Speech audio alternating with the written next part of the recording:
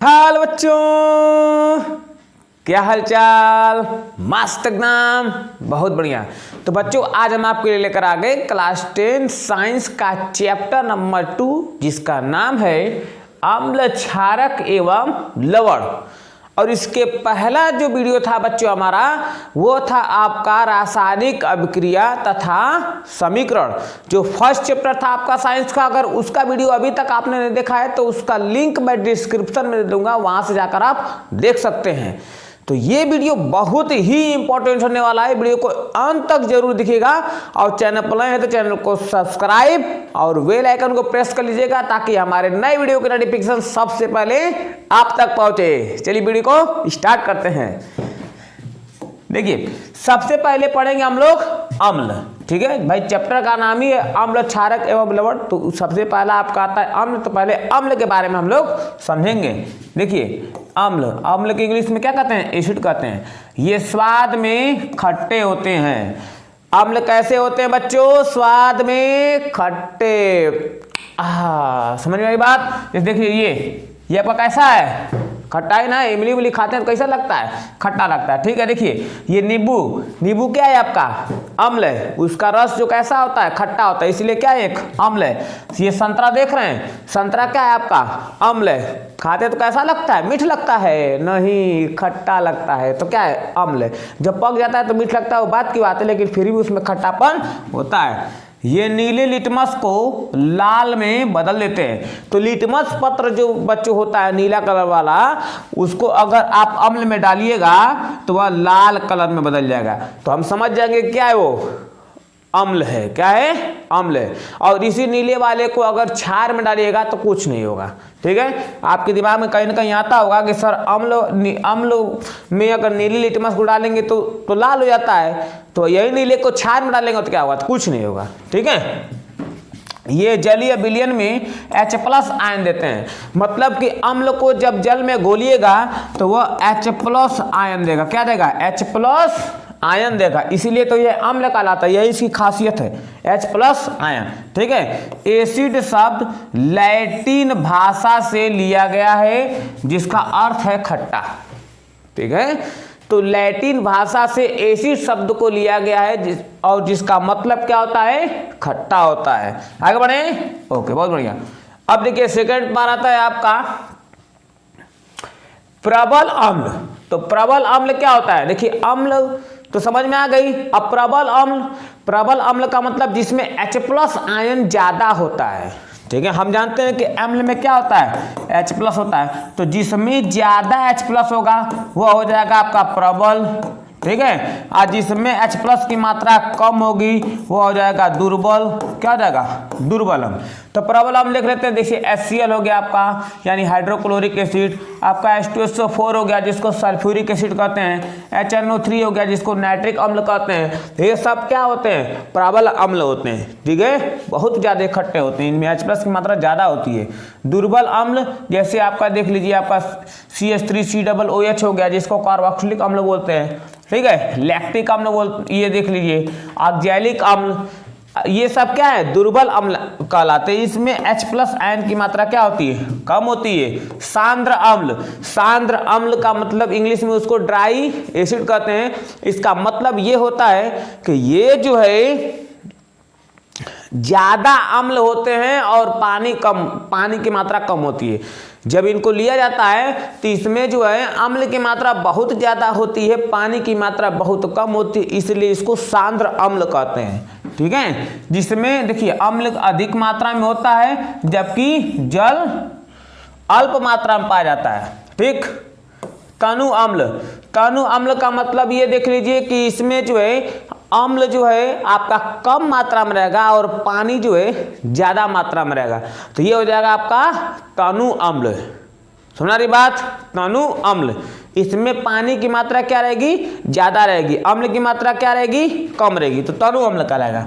देखिए जिसमें अम्ल अल्प मात्रा में होता है जबकि जल जो है अधिक मात्रा में होता है। ठीक है, देखिए ये जो आपका है यहाँ पर शीशी दिख रहा है, इसमें क्या भरा है, हाइड्रोक्लोरिक एसिड। और हाइड्रोक्लोरिक एसिड का क्या होता है आपका, प्रबल अम्ल होता है। किसका एग्जाम्पल है, प्रबल अम्ल का। और ये देखिए आपका ड्राई एसिड है, इसका काम क्या है, पीएच को रिड्यूस करना, पीएच वैल्यू को घटा देना।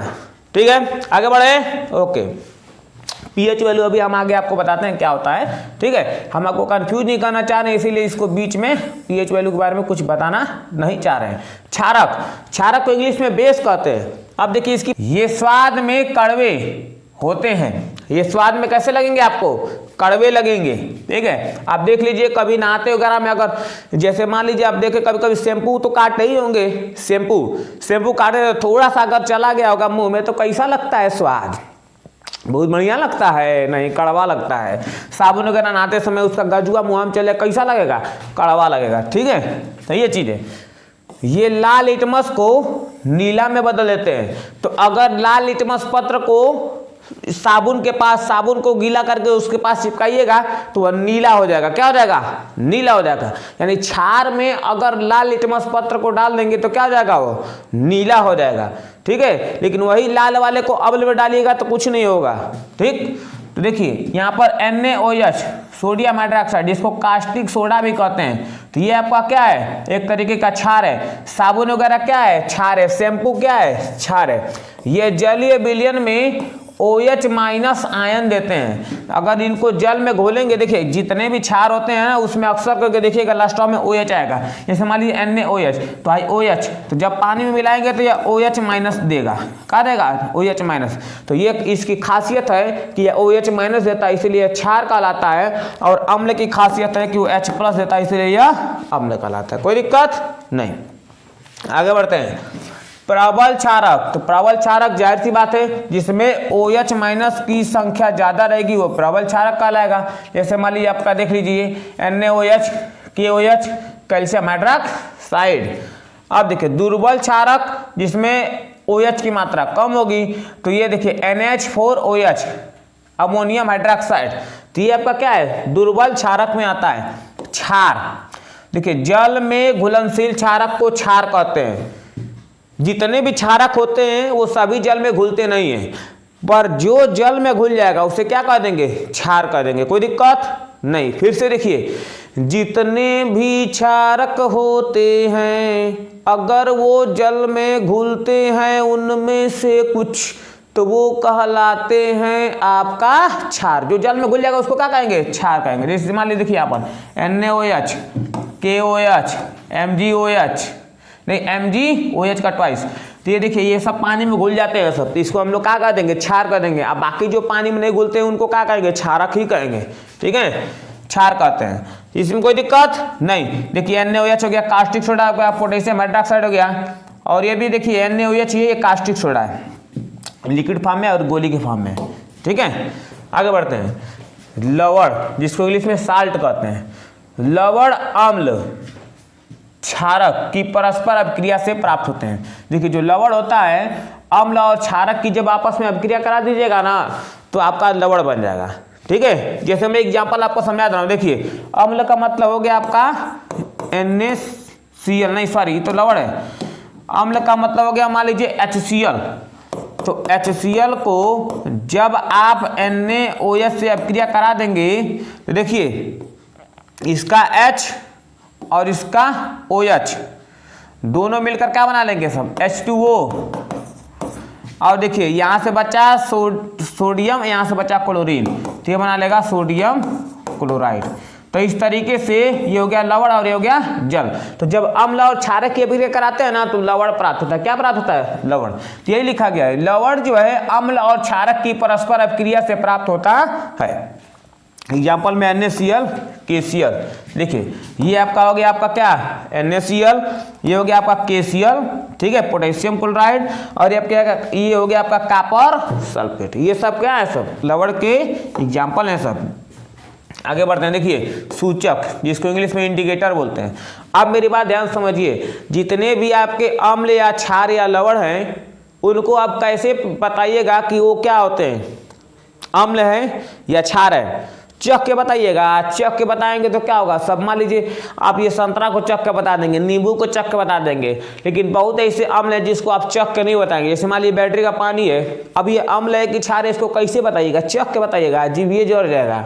हमारी बात, इस पर चखेंगे तो जीभीए क्या हो जाएगा, जर जाएगा। तो इसके लिए क्या करना पड़ता है, सूचक चाहिए हमको। वो सूचक ही बताएगा, इसकी सूचना देगा जितने भी विलियम रखे हुए हैं कि वो अम्ल है कि क्षार हैं। सुना रही बात, सबको चख के नहीं बता सकते हम लोग, इसीलिए सूचक बनाया गया है। ठीक है, सूचक किसी दिए गए विलयन में अम्ल या क्षारक की उपस्थिति दर्शाते हैं। विलयन दिया हुआ है, उसमें अम्ल या क्षारक, कौन अम्ल है कौन क्षार है, उसमें क्या होता है, जब उसको डालते हैं कलर चेंज हो जाता है या फिर गंध चेंज हो जाएगा। सूचक कई प्रकार के होते हैं। ठीक है, तो इनका रंग, गंध अम्लीय या क्षारक माध्यम में क्या जाते हैं, बदल जाते हैं। जैसे मान लीजिए, देखिए ये अम्ल है तो नीला वाला डाला गया तो लाल हो गया। ठीक, ये क्षार है, लाल वाला डाला गया नीला हो गया। ठीक है, ये आपका लाल पत्ता गोभी है, ये हाइड्रेरिया का फूल है, ये आपका मेथिल ऑरेंज है। ठीक है, तो तमाम ये देखिए प्याज है आपका, और ये आपका क्या है, लौंग है। तो ये सब तो गंधी सूचक में आते हैं। ये इनका क्या होता है, गंध बदल जाता है, कोई दिक्कत नहीं। तो इस तरीके सूचक होते हैं जो अम्ल और क्षार की उपस्थिति को बताते हैं। देखिए सूचक के प्रकार, तो प्राकृतिक सूचक हो गया एक, कृत्रिम सूचक जो बनावटी हो गया, गंधी सूचक। ठीक है, जो गंध वगैरह से आपको बता देगा कि अम्ल की क्षार है। ये पौधों में पाए जाते हैं, प्राकृतिक सूचक पौधों में पाए जाते हैं। जैसे लिटमस, देखिए लिटमस आपका है। अच्छा, लाल पत्ता गोभी, देखिए लाल पत्ता गोभी हाइड्रेरिया पौधे के फूल। देखिए इन सबों का काम क्या है, बस अम्ल या क्षार की सूचना देना। ठीक है, बाकी भाई उसको तो हम लोग इसको तो खा पी सकते हैं, वो तो बात की बात है, इसको भी खा पी सकते हैं, लेकिन वो अलग बात है कि जो है इसका यूज एक और एक्स्ट्रा है। ठीक है, अच्छा कृत्रिम सूचक में देखिए ये रासायनिक पदार्थ है, मतलब केमिकल्स को मिलाकर बनाया जाता है। जैसे मेथिल ऑरेंज ये हो गया, फिनाल्थेलिन भी आता है आपका, इसी टाइप का होता है फिनाल्थेलिन। ठीक है, इन पदार्थों की गंध अम्लीय या क्षारक माध्यम में बदल जाती है। तो ये जो पदार्थ दिख रहे हैं आपको, अम्लीय या क्षारक माध्यम में इनका क्या होगा, गंध बदल जाएगा। ठीक है, इसमें आता है आपका प्याज आता है, लौंग का तेल आता है और एक वैनिला भी आता है। ठीक है, तो ये सब क्या है, सब ये लास्ट वाले क्या थे, सब गंधी सूचक थे सब। ठीक है, अच्छा अब देखिए आज ये सूचक की कैटेगरी में ये पूरा लिस्ट वगैरह बना दिया गया है कि कौन सा सूचक अम्ल में डालेंगे तो कैसा होगा और क्षार में डालेंगे तो कैसा होगा। ये पूरी लिस्ट है, एकदम ध्यान समझिए। देखिए प्राकृतिक सूचक, लिटमस, जो आपका लिटमस पत्र होता है उसको अम्ल में डालिएगा, नीले वाले को तो लाल हो जाएगा, कोई दिक्कत नहीं। अच्छा, क्षार में डालेंगे तो क्या होगा, नीला होगा, लाल वाला। अच्छा, लाल पत्ता गोभी अभी दिखाए थे, लाल पत्ता गोभी, तो लाल पत्ता गोभी देखिए आपका उसका रस जो है अम्लीय माध्यम में लाल का लाले रहेगा, कौन दिक्कत, लेकिन क्षारीय माध्यम में हरियर हो जाएगा। कैसा हो जाएगा, हरियर, हरा। अच्छा, हल्दी, तो हल्दी देखिए, हल्दी भी एक प्रकार का सूचक है, कोई बदलाव नहीं। देखिए जब खाना वगैरह खाते हैं तो अक्सर सब्जी वगैरह क्या होता है, कपड़े में गिर जाता है अक्सर करके, तो उसमें क्या पड़ा रहता है, हल्दी पड़ा रहता है। तो वो यही हल्दी जो है आपके कपड़े पर लग जाता है, दाग बन जाता है। और जब उसको खिंचवाइएगा सरफ से, तो सरफ से जब खिंचवाइएगा तो वही हल्दी किस कलर में हो जाता है, लाल कलर में हो जाता है। तो सरफ या साबुन वगैरह ये सब क्या होते हैं, सब ये सब जो होते हैं सब आपके क्षार होते हैं सब। तो क्षार होने के कारण अब देखिए ये आपका कलर क्या कर दिया, हल्दी को लाल में बदल दिया। तो आप समझ जाइए कि जब हल्दी वगैरह को किस में डालिएगा, क्षार में डालिएगा तो किस कलर का हो जाएगा, लाल कलर का हो जाएगा। देखिए लाल कलर का लिखा है ना यहाँ पर, लाल कलर।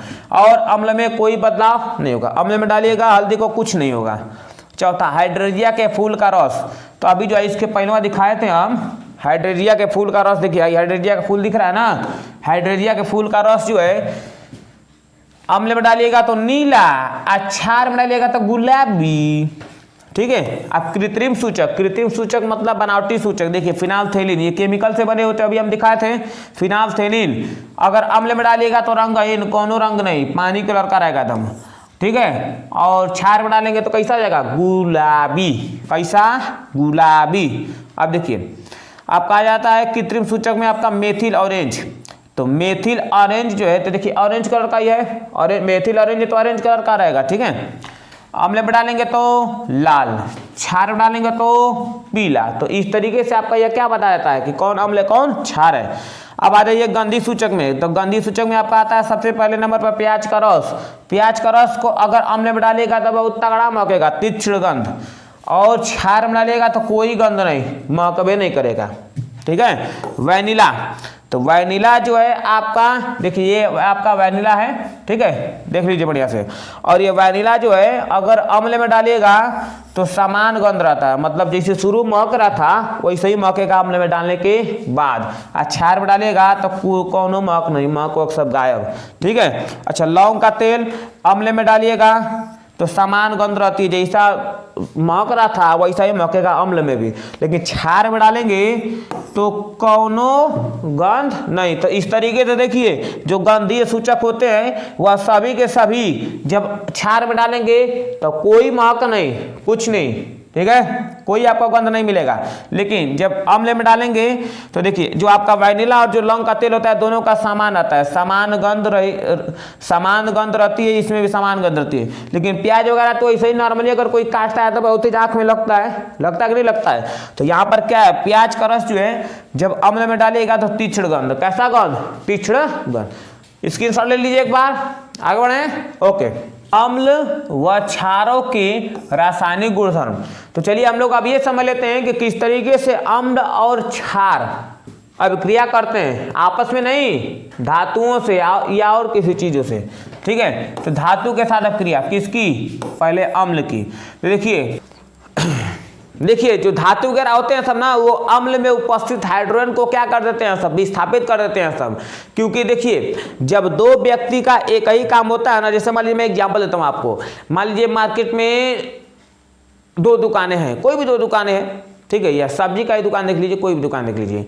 तो वो दोनों दुकानें अगर सेम चीज की हैं तो आपस में कंपटीशन चलता रहता है, ठीक है। अपना अपना बेस्ट प्रोडक्ट देने के लिए, अपनी अपनी बेस्ट सेवा देने के लिए क्या होता है, वहां पर कंपटीशन चलता रहता है ताकि कस्टमर जो है बने रहे, ज्यादा से ज्यादा कस्टमर आए, ठीक है। देखिए उसी प्रकार से यहाँ पर क्या किया जाता है, जो आपका क्या है अम्ल है और ये धातु है, जब आपस में अभिक्रिया कराएंगे तो देखिए अम्ल में उपस्थित जो हाइड्रोजन होता है, देखिए इसका भी काम होता है H+ देना, किसको, क्लोरीन को। और जिंक जो होता है ये भी क्या करता है, ये भी इलेक्ट्रॉन देने का काम करता है, यानी प्लस देने का काम करता है, इलेक्ट्रॉन देने का काम। अब बताइए दोनों का काम सेम है कि नहीं सेम है, लेकिन कौन जल्दी दे देगा क्लोरीन को, नहीं समझे, कौन जल्दी दे देगा। तो जो जल्दी दे देगा ना उसी के साथ ही क्लोरीन क्या कर लेगी, रिएक्शन कर लेगी, समझे बात। क्लोरीन क्या कर लेगा, रिएक्शन कर लेगा। अब धातु देखिए भले ही हाई इसके साथ था, भले ही देखिए भले ही हाइड्रोजन इसके साथ है, लेकिन जब जिंक आ जाएगा ना तो इसका एक को नहीं चलेगा, इसको हाइड्रोजन को बाहर हटना ही होगा, क्योंकि अब आ गया है इससे ज्यादा पावरफुल, पास में आया, इससे ज्यादा पावरफुल आ गया। तो ये क्या करेगा, क्लोरीन से अभिक्रिया कर लेगा, तो बना लेगा जिंक क्लोराइड, और हाइड्रोजन बेचारा फुर्र, किसके कारण, धातु के कारण। याद रखिए जब धातु को जब अम्ल में मिलाइएगा तो अम्ल में उपस्थित जो आपका हाइड्रोजन होता है उसको धातु क्या करता है, बाइकाट कर देता है, क्या करता है, बाइकाट कर देता है, ठीक है। अब आ जाइए क्षार के साथ अभिक्रिया। तो देखिए धातु जो होता है जब क्षार के साथ अभिक्रिया करता है तो लवण और हाइड्रोजन गैस, तो इसका भी वही काम है जो धातु का अम्ल के साथ काम था, ये भी लवण प्लस हाइड्रोजन गैस, ये भी लवण प्लस हाइड्रोजन गैस, ठीक है। लेकिन इसमें थोड़ा सा अंतर है, देखिए ये जो है जब इसमें जाता है रिएक्शन करने तो देखिए सोडियम भी पहले से ही पावरफुल है, वो कहेगा आइए आइए महाराज आइए, आपका सेवा पानी किया जाएगा जिंक महाराज, नहीं बात। अपने से देखिए अपन ये तो खुद पावरफुल है सोडियम, इसको कोई हटा नहीं सकता धातु रिएक्शन में। पोटेशियम एक है लेकिन सोडियम तो बाकी जो है बाकी धातुओं से तो तनी तेज है, लेकिन भले ही सोडियम से मार खा जाता है, पोटेशियम से मार खा जाता है, कोई दिक्कत नहीं है, फिर भी आपका क्या है दूसरे या तीसरे नंबर पे आता है सोडियम, ठीक है। तो अब देखिए तो ये जिंक जब यहाँ पर आएगा तो सोडियम इसका स्वागत करेगा, आइए आइए दोनों लोग मिलकर हाइड्रोजन को भगाइए यहाँ पर, समझा रही बात। धातु दोनों आपस में मिल जाएंगे और हाइड्रोजन को क्या कर देंगे, भगा देंगे। कहेंगे अब कोनो जरूरत नहीं है हाइड्रोजन, अब निकल लो, हमारा दोस्त आ गया है सोडियम कहेगा अब यहाँ पे जल्दी से हटो साइड में। देखिए यहाँ पर हाइड्रोजन निकल लिया, ठीक है। तो अब हुआ क्या यहाँ पर कि जो आपका सोडियम हाइड्रोक्साइड जो है जिंक के साथ जो अभिक्रिया किया था वह बन जाएगा सोडियम जिंकेट, सोडियम जिंकेट। देखिए सोडियम है कि नहीं है इसमें, है ना, अब प्लस जिंक भी आ गया उसके बगल में, तो सोडियम जिंकेट। और ऑक्सीजन तो है ही, ऑक्सीजन है, कौन भागा वहां से, हाइड्रोजन। तब धातुओं का दुश्मनी किससे, हाइड्रोजन से, एकदम कट्टर दुश्मनी चलती है हाइड्रोजन से, कोई दिक्कत नहीं। देखिए अब जो ये धातु और अम्ल आपस में अभिक्रिया करके या धातु और क्षार आपस में अभिक्रिया करके जो हाइड्रोजन गैस बनाए हैं, तो हम कैसे पता करेंगे कि वो हाइड्रोजन गैसवे है ना री बात। तो कैसे पता होगा कि वो हाइड्रोजन गैसवे है, तो उसके लिए एक एक्सपेरिमेंट किया जाता है। देखिए कैसे एक्सपेरिमेंट किया जाता है, अब इस बात को समझते हैं। देखिए ये एक स्टेंट लेकर इस स्टेंट में होल्डर लगाकर हम एक परखनली को रोक दिए, ठीक। अब देखिए परखनली में क्या किया, परखनली में तनु सल्फ्यूरिक अम्ल, तनु सल्फ्यूरिक अम्ल, तू क्या भाग रहा भाई, देखिए ये भी देखिए यहाँ पर एक्सपेरिमेंट से भाग रहा है, इसको पकड़ कर रखा गया है। अब देखिए तो क्या किया गया इसमें, यहाँ पर देखिए इसमें तनु सल्फ्यूरिक अम्ल भर दिया गया, मतलब कि H2SO4 भर दिया गया इसमें, ठीक है। और इसमें देखिए अब धातु को मिलाया जाएगा। धातु में कौन सा धातु है यहाँ पर, तो धातु में यहाँ पर देखिए दानेदार जिंक के टुकड़े, तो दानेदार जिंक के टुकड़े ये सब है, तो जिंक का टुकड़ा इसमें मिला दिया गया। अब देखिए आप जानबे करते हैं कि जिंक की दुश्मनी किसमें अम्ल में से, उसमें है हाइड्रोजन से, ठीक है। तो अब क्या करेगा, हाइड्रोजन को ही हटाएगा धीरे धीरे। अब यहाँ पर देखिए जब ये दोनों आपस में रिएक्शन करेंगे तनु सल्फ्यूरिक अम्ल और जिंक, तो इसमें होगा ये कि हाइड्रोजन अब धीरे धीरे बुलबुला के रूप में यहाँ से निकलेगा, ठीक है। अब परखनली के ऊपर देखिए एक पाइप लगाकर ऐसा रबड़ लगाया गया है कि जो हाइड्रोजन गैस निकल रहा है वह बाहर तन को न निकल पाए, इस पाइप के अंदर में जाएगा इस तरीके से, ठीक है। और यहाँ पर साबुन का घोल बनाया गया। देखिए बचपन में क्या करते थे आप, एक गिलासी में या कटोरी में साबुन घोर कर और उसमें फोफी डालकर तो 10-15 कलर निकलता, 10-15 का बुलबुला निकलता था ना। आजकल तो मार्केट में मिल जाता है, तो खरीद के 30 रुपया 20 रुपया या 5 रुपया का मिल जाता है, बोर के कर लेते हैं। लेकिन हम लोग पहले ऐसा नहीं होता था, पहले क्या करते थे हम लोग, पहले एकदम घोर कर कटोरी में आप फोफी बोर कर, फोफी, अरे फोफी भाई वही फोफी, कौन सा फोफी समझ रहे हैं, बेना का, बेना तूर के निकाल के उसके बाद बोर के उसमें 8-10 को निकलता था, बात समझ आना बुलबुला, कोई दिक्कत नहीं। अब देखिए तो हाई देखिए ये जो साबुन का घोल है, इस साबुन के घोल में जब ये हाइड्रोजन गैस यहाँ से एंट्री करेगा तो ये क्या करेगा, फूक रहा है, यहाँ से फूक रहा है, तो यहाँ पर साबुन का बुलबुला बन के यहाँ से निकलेगा। तो जो साबुन का बुलबुला बन के निकलेगा, बताइए उसके अंदर में कौन सी गैस है, यही ना गैस गई है जी, ठीक है, वही गैस इसमें है। अब ये कैसे पता है कि हाइड्रोजन में है, तो इसके लिए क्या किया जाएगा, देखिए हाइड्रोजन का एक पहले ही से ही एक्सपेरिमेंट किया जा चुका है कि हाइड्रोजन गैस जब जलती है तो पट पट की आवाज़ करती है, ठीक है। तो अब ये जितने बुलबुले जा रहे हैं इसको मोमबत्ती लगाकर उसके पास संपर्क में लेकर जाया जा रहा है, तो संपर्क में लेकर जाने से बुलबुला तो फूट जा रहा है, लेकिन उसके अंदर से निकल रही हाइड्रोजन गैस, वो गैस जब जल रही है तो पट की आवाज़ कर रही है, क्या कर रही है, पट की आवाज़, पॉप सॉन्ग, पॉप साउंड की आवाज़ दे रही है, जिससे यह पता चल जाता है कि ये क्या है, इसके अंदर हाइड्रोजन गैस है। और मोमबत्ती क्या हो जाती है, बुझ जाती है, पॉप की आवाज़ से मोमबत्ती क्या हो जाती है, बुझ जाती है। देखिए हाइड्रोजन गैस से निहित परखनली के पास, हाइड्रोजन गैस से निहित अगर कोई परखनली के पास देखिए एक जलती हुई मोमबत्ती लाई जाती है तो पॉप की ध्वनि उत्पन्न करती है। इस टेस्ट को हाइड्रोजन की उपस्थिति दर्शाने के लिए प्रयोग करते हैं। आगे बढ़े, बहुत बढ़िया। अब देखिए धातु कार्बोनेट और धातु कार्बोनेट, धातु बाइकार्बोनेट की अभिक्रिया। देखिए धातु कार्बोनेट क्या होता है, धातु मतलब सोडियम, ठीक है, या पोटेशियम कुछ भी हो सकता है, कार्बोनेट का मतलब CO3, तो ये हो गया आपका धातु कार्बोनेट। एक होता है धातु और बाइकार्बोनेट, तो देखिए जैसे ही हाइड्रोजन आता है ना कार्बोनेट के साथ, तो कार्बोनेट को धो लेता है बाई, तो ये हो जाता है बाइकार्बोनेट, कोई दिक्कत नहीं। हाइड्रोजन आया कार्बोनेट के साथ, बना दिया इसको बाइकार्बोनेट। इससे क्या है, सोडियम कार्बोनेट, ये क्या है, सोडियम बाइकार्बोनेट, कोई दिक्कत नहीं। अब देखिए इसकी हम लोग क्या कराएंगे, अम्ल के साथ अपक्रिया कराएंगे दूनाउन का, और दूनाउन का क्षार के साथ अपक्रिया कराएंगे। देखते हैं क्या होता है। ठीक है, देखिए जब अभी क्या करते हैं, धातु कार्बोनेट का अपक्रिया कराते हैं। जब अम्ल में धातु कार्बोनेट की अपक्रिया होगी तो याद रखिए लवण, कार्बन डाइऑक्साइड और जल, यही बनेगा, लवण, कार्बन डाइऑक्साइड और जल। देखिए यहाँ पर अम्ल है HCl और यहाँ पर मिलाया गया सोडियम कार्बोनेट, तो क्या बना, लवण बना NaCl। देखिए इसमें है Cl, इसमें है Na, इन दोनों का जोड़ी बहुत जमता है तो समझिए NaCl बन जाएगा।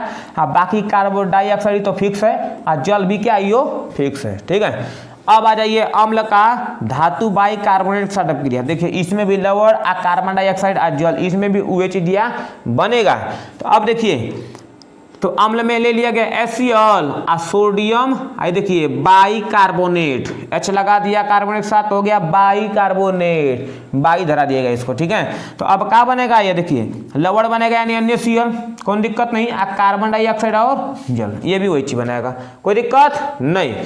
अब देखिए अगर ई दूनाउन का क्षार के साथ अपक्रिया कराएंगे तो कौन अपक्रिया होने वाला नहीं है। चलिए आगे बढ़िए, बहुत बढ़िया, समझ में आ रहा है, बहुत बढ़िया। और वीडियो अगर ध्यान सुनिए, देखिए अगर थोड़ा सा भी अगर आपको अच्छा लगे ना तो एक लाइक ठोक दीजिए, एकदम थोड़ा सा भी अच्छा लगे तो लाइक ठोक दीजिए, और वीडियो उससे भी अच्छा लगे तो आप अपने दोस्तों के साथ भी शेयर कीजिए ताकि आपका दोस्त भी इस वीडियो का आनंद उठा सके, कोई दिक्कत नहीं। अब देखिए उत्पादित कार्बन डाइऑक्साइड, मतलब देखिए पिछले यहाँ पर जो स्लाइड पे हमने पढ़ाया था आपको कि ये जो कार्बन डाइऑक्साइड जो बन रहा है, इस कार्बन डाइऑक्साइड जो बना हुआ है को चूने के पानी से प्रवाहित करने पर पानी जो है दूधिया हो जाता है। तो जो चूने का पानी देख रहे हैं, ये चूने का पानी है, इस चूने के पानी में जब कार्बन डाइऑक्साइड प्रवाहित किया जाएगा तो ये इस कलर का हो जाएगा, दूधिया कलर का हो जाएगा। आप देखिए कार्बन डाइऑक्साइड एक वो तो जो बना है उसको प्रवाहित कर दीजिए तो आपका बन जाएगा दूधिया कलर का। या एक तरीका और है, क्या है वो तरीका, देखिए जब सांस लेते हैं तो ऑक्सीजन जाता है अंदर, ठीक, आज जब बाहर छोड़ते हैं काची कार्बन डाइऑक्साइड, उसी को फोफी में लगाकर यही में मुँह डाल कर, यही में पैपिया डाल कर बारह से कीजिए तो ये जो कार्बन डाइऑक्साइड ये जाएगा इसके अंदर, वह कार्बन डाइऑक्साइड क्या करेगा, रिएक्शन करेगा, आपको देर बना लेगा का चीज, दूधिया बना लेगा कलर का। ठीक, कोई दिक्कत नहीं।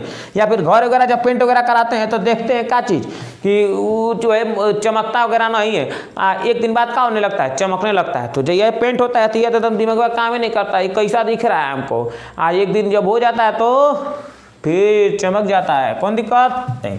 अच्छा, कैल्शियम देखिए हाइड्रोक्साइड, इसमें जब कार्बन डाइऑक्साइड प्रवाहित किया गया तो ये बन गया कैल्शियम कार्बोनेट और ये बन गया आपका जल। ये सफेद अवक्षेप है, कैल्शियम कार्बोनेट एक सफेद अवक्षेप है। देखिए अधिक मात्रा में जब कार्बन डाइऑक्साइड प्रवाहित किया जाएगा तो किसमें, देखिए कैल्शियम कार्बोनेट में, और ये जल में मिला हुआ है, और ये कार्बन डाइऑक्साइड क्या गया इसमें प्रवाहित किया गया तो बना लेगा कैल्शियम, और ये बाई कार्बोनेट कौगो दुगो, तो यानी di bicarbonate, calcium di bicarbonate. एक का मतलब जल में घुला हुआ, कोई दिक्कत नहीं। आगे बढ़ जाइए सर जी, तो हम डरेगा भाई, देखिए मधुमक्खी कहाँ से आ गया भाई, हम तो देखिए अच्छा हमको तो लगा आगे से हमारे सामने ही मधुमक्खी आ गया। चलिए ठीक, कोई दिक्कत नहीं है। अब देखिए अम्ल एवं क्षारक की परस्पर अपक्रिया, ये हम ही लगाएं, अभी हम बताते हैं आपको काहे लगाएं। देखिए जब अम्ल और क्षारक आपस में अपक्रिया करते हैं तो लवण और जल बनाते हैं। ये पहले ये बताते थे कि अम्ल और क्षारक जब आपस में अपक्रिया करते हैं तो क्या बनाते हैं, लवण प्लस जल।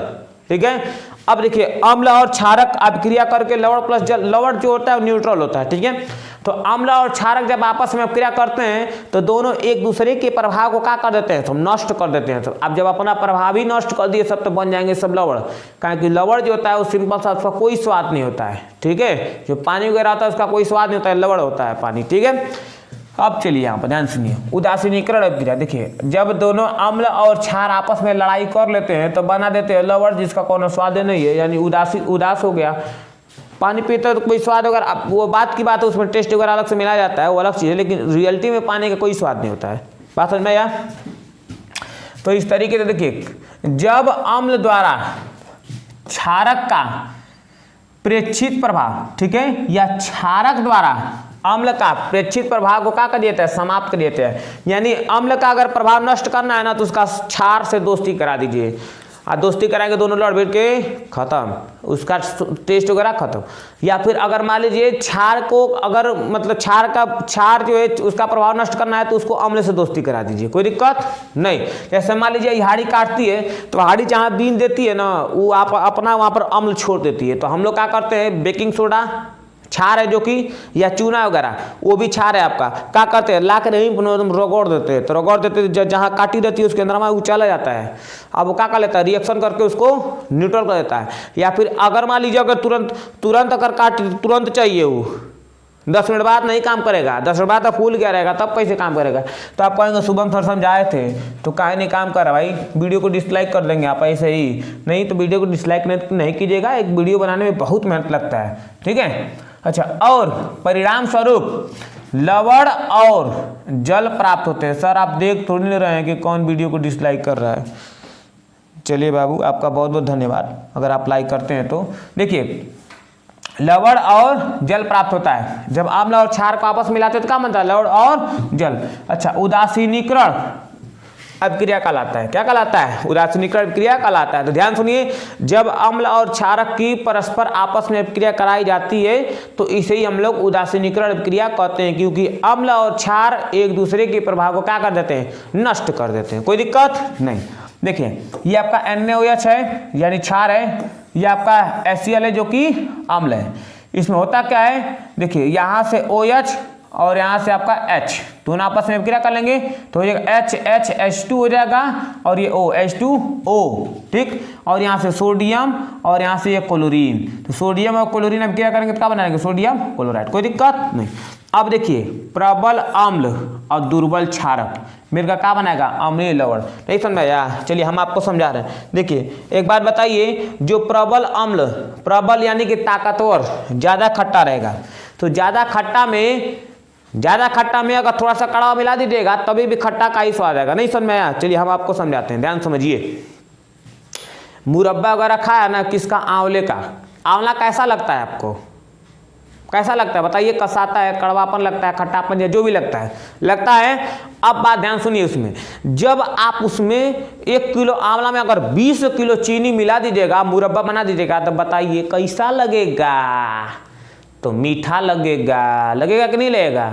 तो आप एक बार बताइए, जिसकी ज़्यादा मात्रा होती है उसका स्वाद मिलता है। तो सिंपल सी बात है, यहाँ पर देखिए, यहाँ पर प्रबल अम्ल है, अम्ल ज़्यादा है, ताकतवर है, और दुर्बल क्षारक है, तो दुर्बल है तो हार जाएगा, तो प्रबल वाले का स्वाद मिलेगा ना, तो अम्लीय लवण का मिलेगा, अम्लीय लवण। और ये जल। अच्छा, दुर्बल अम्ल अब दुर्बल हो गया, आप प्रबल क्षारक हो गया, ताकतवर हो गया, तो अब इसका मिलेगा क्षारकीय लवण और जल बनेगा कौन वाल में। अच्छा, प्रबल अम्ल आप प्रबल क्षार, दोनों प्रबल है, सब ताकतवर। 20 किलो आंवला आप 20 किलो चीनी, तो दोनों स्वाद मिलेगा, नहीं बात ना, दोनों स्वाद मिलेगा।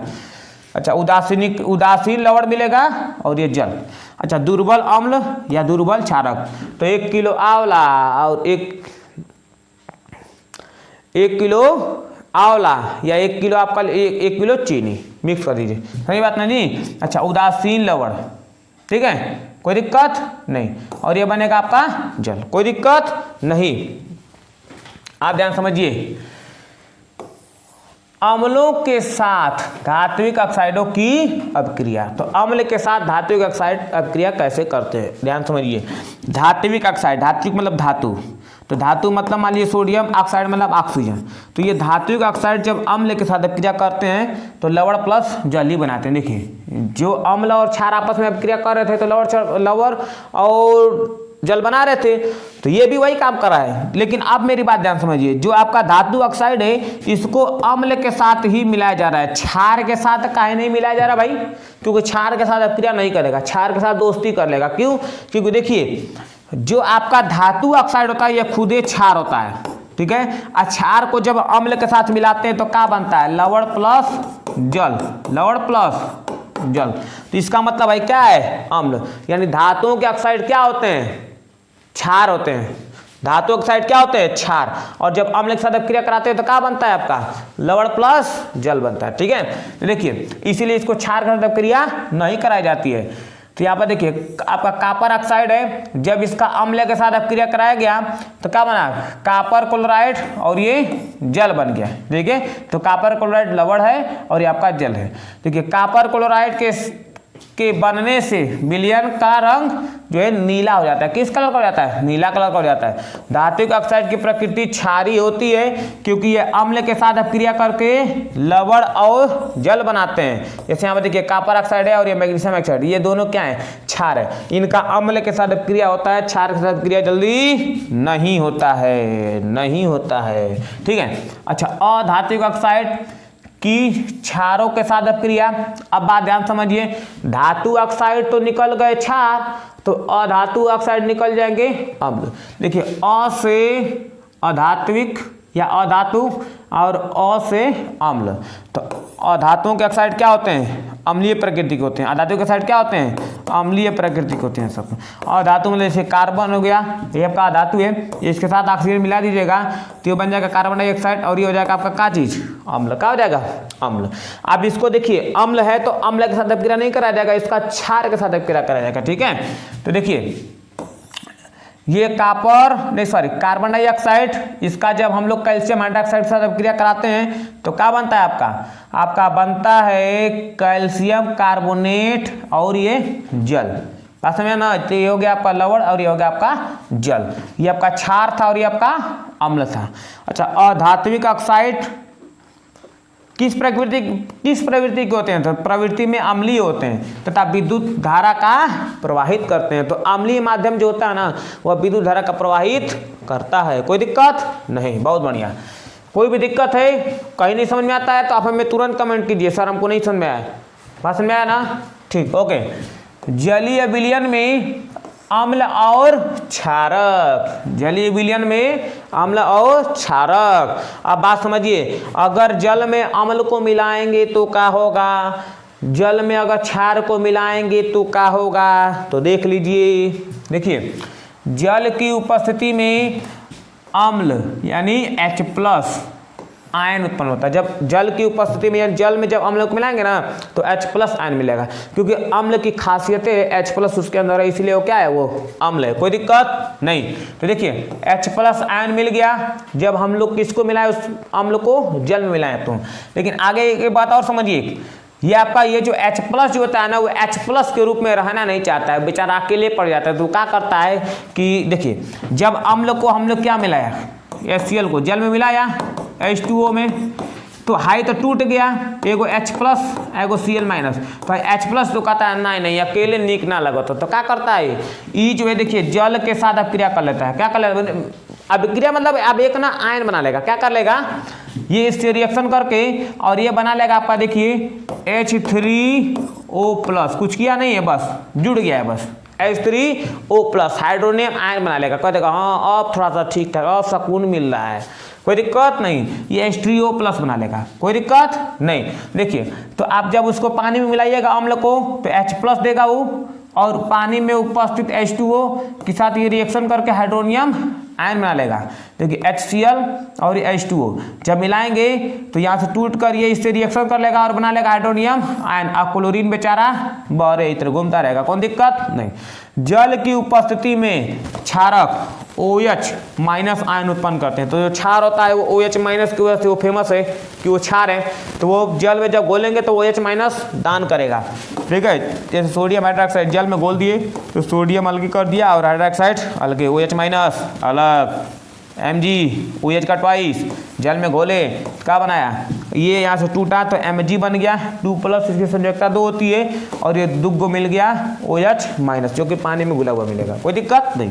सभी क्षारक जल में घुलनशील नहीं होते हैं। जितने क्षारक होते हैं जरूरी नहीं कि सब जल में घुल ही जाएगा, कुछ घुलेगा, तो जो घुलेगा वो क्या कहलाएगा, क्षार कहलाएगा। जो पानी में घुल जाएगा उसको क्या कहेंगे, क्षार कहेंगे। ठीक है, जल में घुलनशील क्षारक को क्षार कहते हैं। सभी क्षारक होते हैं, जितने भी क्षार होते हैं वो सब क्षारक होते हैं, काहे कि क्षारक से ही क्षार आया है, तो नहीं बात ना। तो जो देखिए क्षारक जितने होते हैं उसमें से कुछ पानी में घुल जाएगा, कुछ पानी में नहीं घुलेगा। तो जो पानी में घुल जाएगा वो कहलाएगा क्षारक तो कहलाएगा, कोई दिक्कत नहीं है। ठीक है, लेकिन परंतु सभी क्षारक क्षार नहीं होते हैं भाई। सब क्षारक को क्षार कह दोगे तो दोनों में अंतर क्या रह जाएगा, ठीक है ना। क्षारक जो होता है इसको 2 कैटेगरी दे दी गया, एक पानी में घुलेगा, एक पानी में नहीं घुलेगा। तो जो पानी में घुल जाएगा उसको क्षार भी कह सकते हो और क्षारक भी कह सकते हो, दोनों कह सकते हो। लेकिन जो पानी में नहीं घुलेगा उसको खाली क्षारक कह सकते हो, क्षार नहीं कह सकते। बात समझ में आया, कोई दिक्कत नहीं है। ओके, बहुत बढ़िया। अब देखिए, जल के साथ अम्ल या क्षारक को मिलाते समय सावधानी बरतनी चाहिए, ठीक है। हमेशा अम्ल या क्षार को ही जल में मिलाना चाहिए और लगातार इसे हिलाते रहना चाहिए, क्योंकि यह प्रक्रिया अत्यंत ऊष्माक्षेपी होती है। तो पहली बात समझिए, देखिए आप जो है अम्ल को गिलास में रखकर उसमें पानी नहीं मिलाइएगा, क्योंकि क्या होगा, वह ऊष्माक्षेपी अभिक्रिया। ऊष्माक्षेपी अभिक्रिया उसे कहते हैं कि जब किसी 2 पदार्थ को आपस में मिलाते हैं तो अगर मिलाने के बाद वह हीट उत्पन्न कर दे तो समझिए यहाँ पर ऊष्माक्षेपी अभिक्रिया हुई है। तो आप बात समझिए, तो जैसे यहाँ पर कहना ये है कि जब आपको अगर मान लीजिए अम्ल और पानी को आपस में मिलाना है तो पहले गिलास में पानी ले लीजिए, फिर उसके बाद ऊपर से उसमें अम्ल डालिए, लेकिन धीरे धीरे उसमें चम्मच से क्या कर दिए, उसको मिलाते रहिए, क्योंकि आराम से मिलाएंगे तो वो जो अम्ल है पूरे पानी में घुल जाएगा, जिसके कारण जो है वो आपका जो है पूरे पानी से अभिक्रिया करेगा, पूरे पानी को गर्म करेगा। तो वो हल्का, अब थोड़ा सा मिलाएंगे तो थोड़ा सा ही रिएक्शन होगा, थोड़ा सा ही गर्म होगा, तो कुछ डिस्टर्ब नहीं होगा मामला, थोड़ा बहुत गर्म होगा, मामला निपट जाएगा, ठीक है। लेकिन अगर ऐसा आप नहीं करते हैं तो क्या होता है, ऐसा नहीं करने से देखिए, मान लीजिए अगर आपने ऐसा नहीं किया और हुआ ये कि सांद्र अम्ल में अब पानी को मिला दिए, सांद्र अम्ल में पानी को मिला दिए, तो ऊष्माक्षेपी अभिक्रिया होने के कारण क्या होगा, आपका गिलास बहुत ज़्यादा गर्म होकर टूट सकता है, या हो सकता है कि वो रिएक्शन जो है ऊपर उठकर आपके हाथ में ही आकर गिर जाए, ऊपर गिलास के ऊपर से उठकर, जैसे दूध फपाता है ना वैसे ही एक्स्ट्रा होकर क्या हो जाएगा, आपके हाथ में आकर गिर जाएगा और आप जल सकते हैं, ठीक है। तो ये सावधानी आपको बरतनी चाहिए कि देखिए अम्ल में कभी भी जल को नहीं मिलाना चाहिए, जल में क्या मिलाना चाहिए, अम्ल मिलाना चाहिए, जल में अम्ल मिलाना चाहिए, ठीक है। सांद्र अम्ल, वो नहीं कि एक के बार मार एकदम जैसे रखा हुआ है नीचे पानी है, एक के बार लाया एकदम पूरा अम्ल में डाल दिया, नहीं, आराम आराम से डालना है, समझ रही बात।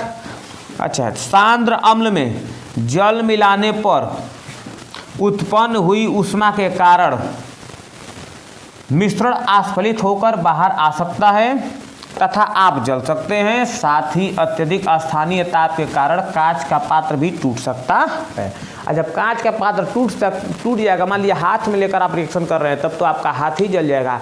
आप मेज वगैरह पर रखे हैं तो भाई एसिड गिरने के बाद मेज वगैरह भी खराब होगा ही, वह बचा नहीं रहेगा, ठीक है। चलिए आगे बढ़ते हैं। अब देखिए, जल को अम्ल में मिलाने से क्या होता है भाई, मिश्रण अस्फलित होकर बाहर आ सकता है, स्थानीय ताप के कारण कांच टूट सकता है, ये तो पहले ही बताए थे हम, ठीक है। अब देखिए, जो अभी तक हम लोगों ने पढ़ा है उसको शॉर्ट वे में समझ लेते हैं, शॉर्ट वे में। देखिए कैसे,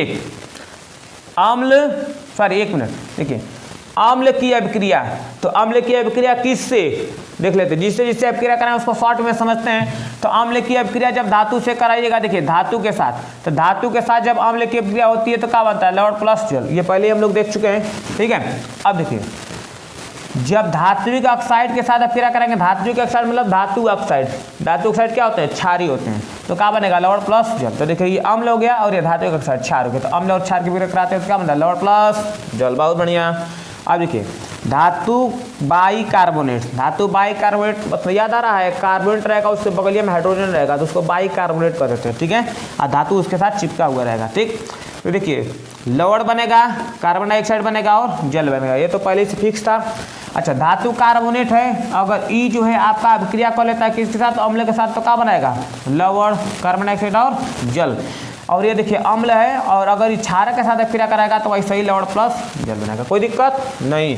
अब आ जाइए आपका क्षारक की अभिक्रिया है, तो क्षार जो है अगर धातु के साथ अभिक्रिया कराएगा तो लवण प्लस हाइड्रोजन गैस, और यही क्षार जो है आपका क्षारक जो है अधात्विक ऑक्साइड से अभिक्रिया कराते हैं। अधात्विक ऑक्साइड यानी कि कार्बन डाइऑक्साइड, अधात्विक मतलब अधातु और ऑक्साइड मतलब ऑक्सीजन, तो अधात्विक ऑक्साइड क्या होते हैं, अम्लीय होते हैं, और ये क्या है, क्षार, तो क्षार और अम्ल का अभिक्रिया करेंगे तो क्या होगा, लवण प्लस जल, कोई दिक्कत नहीं। अच्छा, धातु बाइकार्बोनेट के साथ कौनो अभिक्रिया नहीं, तो उसी समय देख लिए थे हम लोग। धातु कार्बोनेट के साथ तो क्षारक की अभिक्रिया होती नहीं है, कोई दिक्कत नहीं। अम्ल के साथ अभिक्रिया, तो क्षारक की अभिक्रिया जो अब अम्ल के साथ होगी तो लॉर्ड प्लस, चलो कोई दिक्कत नहीं, बहुत बढ़िया। आगे बढ़ते हैं। अम्लों व क्षारकों में समानताएं, अम्ल और क्षारक में क्या समानताएं होती हैं? ठीक है भाई, अम्ल जो H+ देगा और क्षार जो OH- देगा, किस में देगा भाई? पानी में जब मिलाएंगे तब। तो सभी अम्ल H+N उत्पन्न करते हैं, अम्ल H+N देगा। अच्छा, सभी क्षारक OH- उत्पन्न करते हैं, क्या देते हैं ये? OH-, क्षारक की खासियत है। जब कोई अम्ल या क्षारक जल में मिलाया जाता है तो ये तनुकृत हो जाते हैं। तनुकृत होने का मतलब कि इसमें पानी मिलाने की वजह से उसमें H+ आयन की जो सांद्रता होती है वो कम हो जाती है, या OH- आयन की सांद्रता कम हो सकती है अगर क्षार है तो। जल में मिलाने पर आयन की सांद्रता यानी H3O+, अगर अम्ल है तो H3O+, क्षार है तो OH- में प्रति इकाई आयतन में क्या होता है? कमी आ जाता है, कोई दिक्कत, जिसे हम लोग तनुकरण कहते हैं। क्या कहते हैं? तनुकरण कहते हैं। ठीक है, आप देखिए H+ आयन में कमी का मतलब मैं आपको समझाता हूँ। जैसे मान लीजिए आपके पास एक गिलास क्या है? अम्ल है, ठीक है। इसमें मान लीजिए आपका 10 गो इसके अंदर 10 गो H+ है, ठीक। आपने क्या किया, इतना बड़ा एक मान लीजिए टॉप है, इसमें पानी है, ठीक है, इसमें इसको लाकर मिला दिया, ठीक। जब इसको इसमें आप मिला दिए तो आप मान लीजिए अब ये पूरा इसमें घुल गया। अब यही 10 को ना घुला होगा जी इसमें, यही 10 को पूरा दूर चला गया, जो एकदम पास है तब 200 इसमें एकदम पास है तब, अब इसमें दूर चले गए, तो ठीक है। अब क्या कीजिए, इसमें ऐसा ही एक और गिलास लेकर इसमें से एक गिलास इसमें से निकालिए। तो आप बताइए, जब आप इधरिया निकालेंगे तो जो इधरिया 10 को था, ये 10 को घूल कर इसमें दूर हो गए सब, तो निकालेंगे तो आप बताइए 200 निकल कर आएगा? नहीं, अरे इक्का दुक्का मिल जाएगा, मान लीजिए 2 को मिल जाएगा, 2 को H+ मिल गया, तो तब वो क्या हुआ? 8 हो कम है ना, ये क्या हुआ? इकाई आयतन में कमी आ गई। H+ की इकाई आयतन में क्या आ गई? कमी आ गई। तो जब हम लोग क्या करते हैं, अम्ल को जब तनुकृत करते हैं यानी उसमें पानी मिलाते हैं, या क्षार को अगर तनुकृत करते हैं यानी पानी मिलाते हैं, तो क्या हो जाता है उसमें? H+ आयन यानी हाइड्रोनियम आयन की सांद्रता या OH- आयन की सांद्रता में इकाई आयतन में कमी आ जाती है, कोई दिक्कत नहीं, बहुत बढ़िया। अब बात करेंगे कि क्षार तथा अम्ल की प्रबलता के बारे में, क्षार और अम्ल की प्रबलता यानी ताकत के बारे में, ठीक है। ठीक है, किसी क्षार या अम्ल की प्रबलता उसके द्वारा H+ आयन उत्पन्न और OH- आयन की संख्या पर निर्भर करता, ठीक है, कि कितना ज़्यादा H+ है और कितना ज़्यादा OH- है, इस पर डिपेंड करेगा। अगर H+ ज़्यादा है, जैसे मान लीजिए आपका H+ ज़्यादा हो गया और OH- अगर आपका कम हो गया, तो भाई जीत गया, तो इसका स्वाद मिलेगा, इसका टेस्ट मिलेगा, इसका टेस्ट नहीं मिलेगा, मतलब कम होगा, इसका मिलेगा लेकिन इसका कम मिलेगा, इसका ज़्यादा मिलेगा, सही बात। अब समझिए, किसी अम्ल या क्षार की प्रबलता को एक सार्वभौमिक सूचक द्वारा ज्ञात किया जाता है, ठीक है। सार्वभौमिक सूचक जिसे हम लोग सार्वत्रिक सूचक भी कहते हैं और इसे हम लोग यूनिवर्सल इंडिकेटर भी कहते हैं इंग्लिश में। अनेक सूचकों का मिश्रण होता है, कई सूचकों को मिलाकर बनाया गया हुआ होता है। देखिए, यह सूचक किसी विलयन में हाइड्रोजन आयन की विभिन्न सांद्रताओं को रंगों में प्रदर्शित करते हैं। किसकी? हाइड्रोजन आयन की सांद्रता को, किसकी? हाइड्रोजन आयन की सांद्रता को, किसकी? हाइड्रोजन आयन की सांद्रता को, ठीक है। अब जैसे मान लीजिए, देखिए, अगर मान लीजिए वह जो आपका जो सूचक है अगर अम्ल में डालने से बहुत ज़्यादा लाल हो जाता है तो समझ जाइए उसका pH मान कितना हो जाएगा? 1 हो जाएगा, और ये लाल कलर का हो जाएगा, ठीक है। अच्छा, अगर पिंक होता है तो 2, ऑरेंज हो जाता है तो 3, तो इसी तरीके से आपका चलता रहेगा, ठीक है। लास्ट में अगर पर्पल हो जाता है तो 14, धन्यवाद। और ये रेंज जो है आपका कहाँ से कहाँ तक होती है? 1 से लेकर 14 तक ही होती है। वह जो आपका सार्वभौमिक जो सूचक होता है वो 1 से लेकर 14 तक के ही कलर में, 14 कलर में ये विभाजित हो जाएगा। कितने कलर में? 14 कलर में। अगर अलग अलग मान लीजिए अगर किसी का pH वैल्यू क्या हो जाएगा? 8 है, तो जब उसको डालिएगा तो डार्क ग्रीन के रूप में हो जाएगा। किस रूप में हो जाएगा? डार्क। सूचक को डालेंगे किस कलर का हो जाएगा? Dark green. समझिए उसका pH कितना है? 8, इसी तरह कर मैच कर लीजिएगा। समझ आई बात, कोई दिक्कत नहीं। अब चलिए आगे बढ़ते हैं। PH scale, pH scale, P का मतलब होता है पोटेंशियल, एच का मतलब होता है हाइड्रोजन। पोटेंशियल ऑफ हाइड्रोजन मतलब हाइड्रोजन की ताकत, हाइड्रोजन की ताकत, H प्लस की ताकत, ठीक है। किसी विलयन में उपस्थित H प्लस आयन की सांद्रता ज्ञात करने के लिए एक स्केल विकसित किया गया है जिसे पीएच स्केल कहते हैं। सही बात, हाइड्रोजन आयन की सांद्रता को बताने के लिए एक स्केल विकसित किया गया है जिसे पीएच स्केल कहते हैं। पीएच में जो पी है उसे बोलते हैं पुष्पांश, जिसको बोलते हैं पोटेंट, जो जर्मन शब्द है जिसका अर्थ होता है शक्ति। क्या चीज़? शक्ति। पी का मतलब शक्ति, पोटेंट। देखिए अगर पीएच जो है 7 है तो उदासीन विलयन होगा, ठीक। अगर पीएच आपका 7 से कम है तो अम्लीय हो जाएगा, अब पीएच 7 से अधिक है तो क्या हो जाएगा? वो क्षारीय हो जाएगा। यह स्केल 0 से 14 तक पीएच ज्ञात करने के लिए उपयोग में लाया जाता है। देखिए 7 पर क्या रहेगा? उदासीन। 7 से कम पर देखिए इधर बढ़ती हुई अम्लीय प्रकृति, इधर जाएंगे तो अम्लीय प्रकृति बढ़ेगा, इधर जाएंगे तो बढ़ती हुई क्षारीय प्रकृति, ठीक है। क्योंकि देखिए इधर H प्लस ज़्यादा और OH माइनस कम। अम्ल में ऐसा नहीं है कि OH माइनस नहीं होता है लेकिन कम होता है, ठीक है। H प्लस की बात मानी जाती है इधर, इधर OH माइनस की बात मानी जाएगी, इसीलिए OH माइनस का स्वाद मिलता है आपको, कोई दिक्कत नहीं, क्योंकि ये ज़्यादा और ये कम, जो ज़्यादा रहेगा उसी का स्वाद मिलेगा। अब आ जाइए, देखिए इधर आते हैं तो H प्लस आयन की सांद्रता में वृद्धि होती है, इसीलिए यह माध्यम अम्लीय होता जाता है। और इधर जाएंगे तो H प्लस आयन की सांद्रता में देखिए कमी होती जा रही है, इसीलिए इधर का क्या हो जाएगा? क्षारीय माध्यम होता जाएगा, ठीक है। अब देखिए कुछ पदार्थों के पीएच, कुछ पदार्थों के हम लोग क्या देख सकते हैं? पीएच मान, और उससे पता कर लेंगे कि अम्ल की क्षार। जैसे जठर रस 1.2 होता है, ठीक है, 1.2 इसका पीएच मान होता है, कोई दिक्कत नहीं, तो ये अम्लीय होता है। नींबू का रस लगभग 2.2 होता है, तो ये क्या होता है? भी अम्ल है। अच्छा, शुद्ध जल 7 होता है, तो ये क्या है? लवण है। अच्छा, रक्त का पीएच मान 7.4, अम्ल है कि क्षार? तो क्षार है। मिल्क ऑफ मैग्नीशिया अम्ल है कि क्षार है? क्षार है, ठीक है। 10 है इसका पीएच मान। सोडियम हाइड्रोक्साइड देखिए 14 होता है, तो ये एकदम तगड़ा क्षार है, कोई दिक्कत नहीं। इसमें OH माइनस जो है कूट के भरा रहेगा, कोई दिक्कत नहीं। अब आ जाइए इधर, दैनिक जीवन में पीएच का महत्व। दैनिक जीवन में पीएच का क्या महत्व है? बहुत ही ज़्यादा महत्व है भाई। देखिए पौधे एवं पशु पीएच के प्रति संवेदनशील होते हैं, संवेदनशील होते हैं। क्या मतलब है? देखिए हमारा शरीर 7 से 7.8 पीएच के परास के बीच कार्य करता है, ठीक है। यानी हमारे शरीर का जो पीएच मान होता है 7 से 7.8 के बीच में ही रहता है, ठीक। अब समझिए, वर्षा के जल की पीएच मान अगर 5.6 से कम हो जाती है तो यह अम्लीय वर्षा कहलाती है।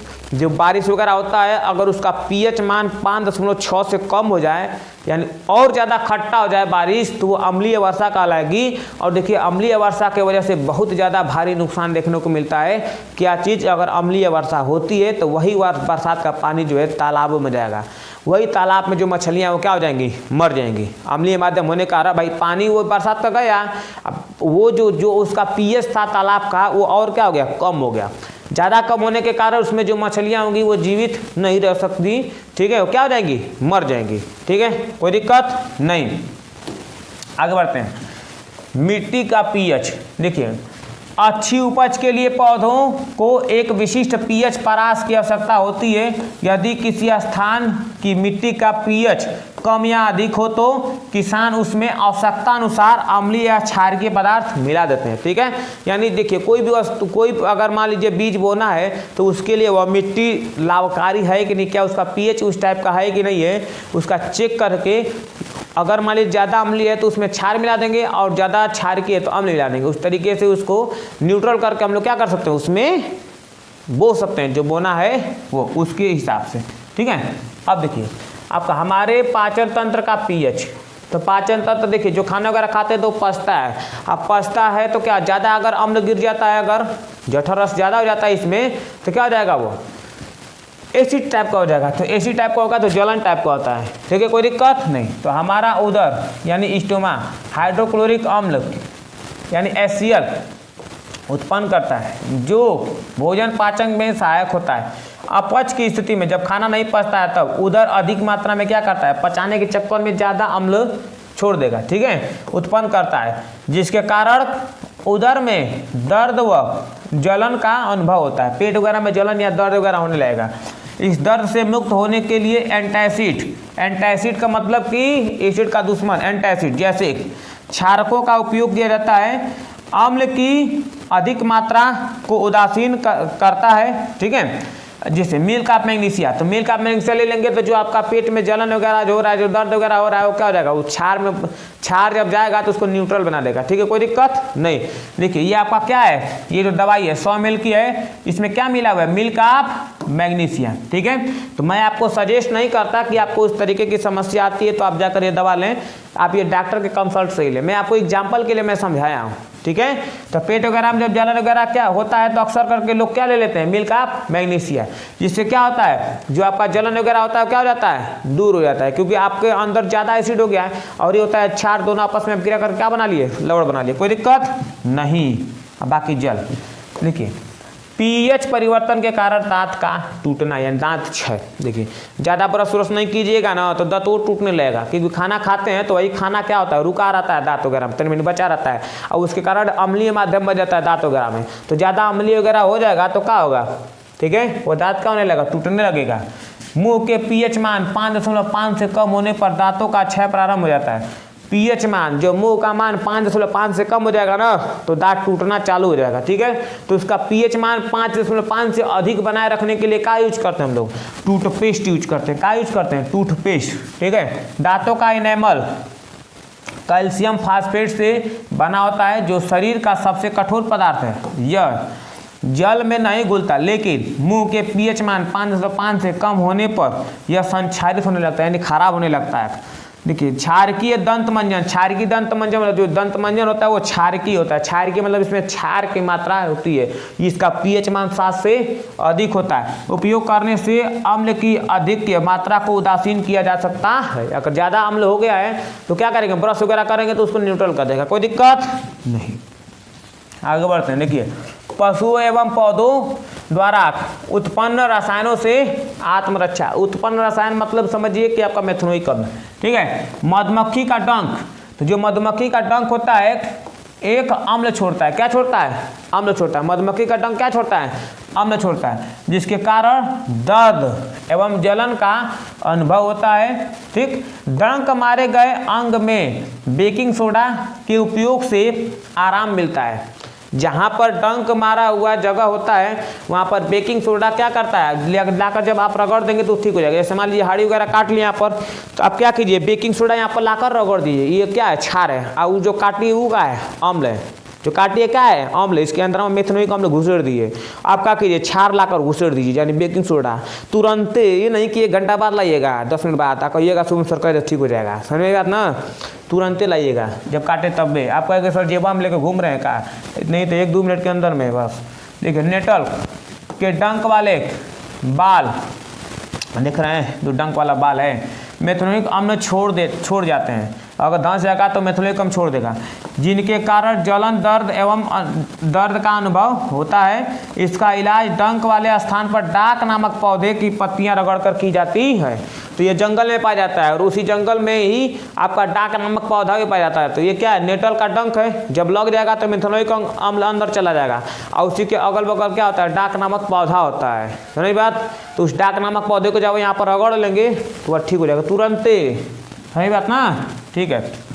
अच्छा लवड़ों का पीएच है, लवड़ का क्या पीएच होता है, देखिए अगर मान लीजिए ये आपका प्रबल अम्ल है और ये प्रबल क्षारक है, तो दोनों प्रबल हैं, सब रिएक्शन करके एक दूसरे को उदासीन कर देंगे तो हो जाएगा 7, पीएच वैल्यू 7। ये क्या बनेगा, उदासीन लवड़, इसका पीएच हो जाता है 7, ठीक है।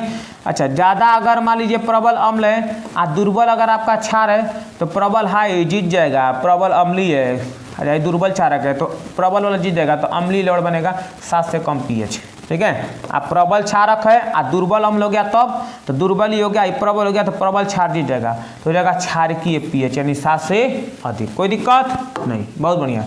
साधारण नमक से रसायन, देखिए साधारण नमक से रसायन में सबसे पहले यहाँ पर 5 कैटेगरी दिया हुआ, इस चीज़ को समझ लेते हैं। सोडियम हाइड्रोक्साइड जिसको बोलते हैं NaOH, विरंजक चूड़, calcium oxygen dichloride, baking soda, sodium bicarbonate, धोने का सोडा, sodium carbonate 10H2O, plaster of Paris, calcium sulphate half H2O, plaster of Paris होता है कैल्शियम सल्फेट हाफ H2O, ये थोड़ा सा मिस्टेक लिख दिया, ये 2 यहाँ पर आएगा, ठीक है, हाफ H2O होगा, ठीक।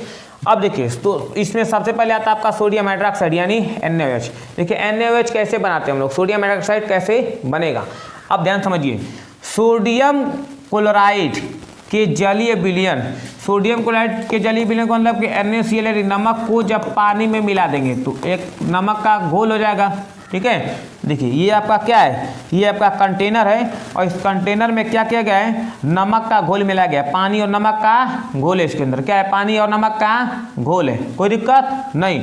अब उसके बाद क्या है, देखिए ये एक 2 इलेक्ट्रोड डाल दिया गया है और उस इलेक्ट्रोड को, एक इलेक्ट्रोड को आपका कैथोड बना दिया गया है बैटरी के सिरे से जोड़कर। बैटरी में 2 सिरा होता है, एक प्लस एक माइनस, माइनस वाले को क्या कहते हैं, कैथोड कहते हैं, प्लस वाले को क्या कहते हैं, एनोड कहते हैं। तो एक एनोड से लाकर जोड़ दीजिए, एक कैथोड से लाकर जोड़ दीजिए, कोई दिक्कत नहीं। तो ये 2 प्लेट लगा दिए, विद्युत धारा प्रवाहित कर दिए। देखिए रिएक्शन चालू है, होगा क्या इसमें, होगा क्या, लवण जल से विद्युत धारा प्रवाहित करने पर यह वियोजित होकर यानी टूटकर सोडियम हाइड्रोक्साइड उत्पन्न करता है। इस प्रक्रिया को क्लोरोक्षार प्रक्रिया कहते हैं। तो देखिए जब इन दोनों को मिलाकर जब ऊपर से विद्युत धारा प्रवाहित किया जाएगा ना, विद्युत धारा जब प्रवाहित किया जाएगा तो देखिए ये आपका Na और ये Cl में टूटा हुआ है और ये टूट जाएगा आपका क्या चीज़, हाइड्रोजन यानी H2 और O में, इस टाइप में टूटेगा, सॉरी ऐसे में नहीं टूटेगा, थोड़ा सा मिस्टेक हुआ, देखिए H प्लस में टूटेगा और OH माइनस में टूटेगा। अब देखिए होगा क्या, ध्यान समझिएगा, ये सोडियम और ये OH मिलजुल कर क्या बना लेंगे सब, NaOH, कोई दिक्कत नहीं।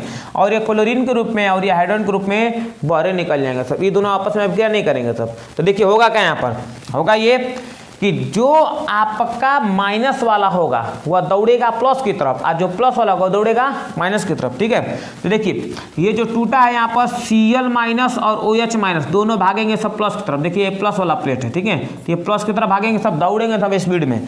अब देखिए हाई जो आपका सोडियम प्लस दिख रहा है और H प्लस दिख रहा है, ये किधर भागेगा, तो ये आपका माइनस प्लेट की तरफ, क्योंकि ये क्या है सब प्लस है सब, ठीक है। तो इस तरीके से आपका इसके अंदर रिएक्शन होता है और बनता क्या है, आपका क्लोरीन बनता है, क्लोरीन बनता है और आपका सोडियम हाइड्रोक्साइड बनता है। तो इसीलिए इस प्रक्रिया को क्या कहते हैं, क्लोरोक्षार प्रक्रिया कहते हैं, ठीक है। जब जल में नमक को मिलाकर उसमें विद्युत धारा प्रवाहित करते हैं तो आपका क्लोरीन और सोडियम हाइड्रोक्साइड का निर्माण होता है, इसीलिए हम लोग इसको क्लोरोक्षार प्रक्रिया कहते हैं। क्योंकि देखिए क्लोरीन बना और सोडियम हाइड्रोक्साइड क्या है, क्षार है, तो क्लोरोक्षार प्रक्रिया, कोई दिक्कत नहीं। देखिए आपका नमक और आपका H2O है, दोनों का आपस में मिक्स करके जब विद्युत धारा प्रवाहित किया गया तो सोडियम हाइड्रोक्साइड बना और क्लोरीन बना और हाइड्रोजन गैस बना, ठीक है। तो जो आपका ये क्लोरीन बना इसलिए हो गया क्लोरो और ये बना क्षार, तो क्लोरोक्षार अभिक्रिया इसे कहते हैं, कोई दिक्कत नहीं। एनोड पर क्या बनेगा, आपका क्लोरीन गैस बनेगी। एनोड पर क्या बनेगा, देखिए एफ एनोड H बनेगा, क्लोरीन देखिए भाग करा रहा है, ठीक है। कैथोड पर देखिए H जा रहा है, कैथोड पर बनेगा आपका H2 गैस बनेगा। कैथोड के पास ही बनेगा आपका सोडियम हाइड्रोक्साइड विलयन बनता है, कोई दिक्कत नहीं। अच्छा H2 का निर्माण यानी हाइड्रोजन गैस का निर्माण ईंधन मार्गरीन में होता है। क्लोरीन का निर्माण जल की स्वच्छता के लिए, PVC के लिए, पानी विलायन क्लोराइड या CFC के लिए, CFC का फुल फॉर्म होता है क्लोरोफ्लोरोकार्बन, ठीक है। अच्छा HCl के लिए इस्पात की सफाई के लिए या औषधियाँ बनाने के लिए हाइड्रोक्लोरिक अम्ल का यूज होता है। आपका सोडियम हाइड्रोक्साइड का यूज धातुओं से ग्रीस हटाने के लिए, साबुन, कागज बनाने के लिए। आपका क्लोरीन और सोडियम हाइड्रोक्साइड का जब रिएक्शन कराते हैं तो विरंजक चूड़ बनता है और वह विरंजक चूड़ जो है घरेलू विरंजक के लिए या वस्त्र के विरंजक के लिए होता है, ठीक। चलिए आगे बढ़ते हैं। अब देखिए विरंजक चूड़ जो होता है आपका शुष्क बुझे हुए चूर्ण यानी कैल्शियम हाइड्रोक्साइड पर क्लोरीन की अभिक्रिया कराने से विरेंजक चूर्ण का निर्माण होता है। देखिए आपका कैल्शियम हाइड्रोक्साइड है, जब इसमें क्लोरीन मिला देंगे तो दोनों आपस में रिएक्शन करके बना लेंगे सब CaOCl2 विरेंजक चूर्ण जिसे कहते हैं, और बन जाएगा आपका जल। इस विरेंजक चूर्ण का यूज क्या है? देखिए आप विरेंजक चूर्ण देखिए कुछ इस टाइप का होता है, चूर्ण मतलब चूरन टाइप का हो जाता है, चूरन टाइप का होता है, इसलिए इसको विरेंजक चूर्ण कहते हैं। ठीक है, ये साफ सफाई के काम आता है इसलिए विरेंजक, आ चूर्ण का मतलब चूड़े टाइप का होता है। ठीक, उपयोग देख लीजिए, वस्त्र उद्योग में सूती व लिनेन के विरेंजक के लिए, वस्त्र उद्योग में और सूती व लिनेन के विरेंजक के लिए, सफाई के लिए। ठीक है, कागज की फैक्ट्री में लकड़ी के मज्जा के विरेंजक के लिए, तो कागज की फैक्ट्री में जो लकड़ी का लुगदी उगदी बनता है ना, उसकी क्या करने के लिए? विरेंजक करने के लिए। रासायनिक उद्योग में एक उपचायक के रूप में। ठीक है, पानी पीने वाले जल को जीवाणुओं से मुक्त करने के लिए रोगाणुनाशक के रूप में इसका उपयोग होता है। किसका? विरेंजक चूर्ण का। अब देखिए आपका आता है बेकिंग सोडा। बेकिंग सोडा खाने वाला सोडा, और वह सोडा है जो आपका पूरी या फिर मलपुआ छानते समय या फुल्की छानते समय या पाव रोटी बनाते समय जो उसको डाला जाता है उसी को बोलते हैं बेकिंग सोडा, जिसके कारण वो स्पंजी टाइप का हो जाता है, स्प्रिंग टाइप का। देखिए तो आपका हो गया नमक, जल, कार्बन डाइऑक्साइड, अमोनिया, जब चारों आपस में मिक्स करते हैं सब एक मोल, तो आपका बनता है अमोनियम क्लोराइड और सोडियम बाइकार्बोनेट, जिसे कहते हैं बेकिंग सोडा। अब देखिए इस बेकिंग सोडा यह एक दुर्बल असंक्षारक क्षारक है। खाना पकाते समय गर्म करने पर इसमें निम्न क्रिया होती है। तो अब बताइए, मलपुआ में तो डाल दिए बेकिंग सोडा, जब उसको तेल में डालेंगे छानने के लिए तो तेल में तो आपका मलपुआ के साथ साथ बेकिंग सोडा भी तो गया है। तो बेकिंग सोडा जो उसके अंदर है वह क्या करता है, जब गर्म होता है तो उसके अंदर से कार्बन डाइऑक्साइड निकलता है, वही कार्बन डाइऑक्साइड क्या करता है, मलपुए को फुला देता है। ठीक है, तो सोडियम बाइकार्बोनेट को जब गर्म करते हैं, देखिए गर्म किया तो क्या बना, सोडियम कार्बोनेट, जल और कार्बन डाइऑक्साइड, और इसी कार्बन डाइऑक्साइड के कारण क्या हो जाता है, फूल जाता है वो चीज़। ठीक है, और अपने भी मान लीजिए ज़्यादा खा लीजिएगा ना, अपने भी ज़्यादा अगर खा लीजिएगा बेकिंग सोडा तो भी वही होगा, पेट फूल जाएगा। ठीक है, इसी कार्बन डाइऑक्साइड के कारण। अच्छा, बेकिंग पाउडर बनाने में जिसमें क्या होता है, किसका रिएक्शन होता है, बेकिंग सोडा प्लस टार्टरिक अम्ल।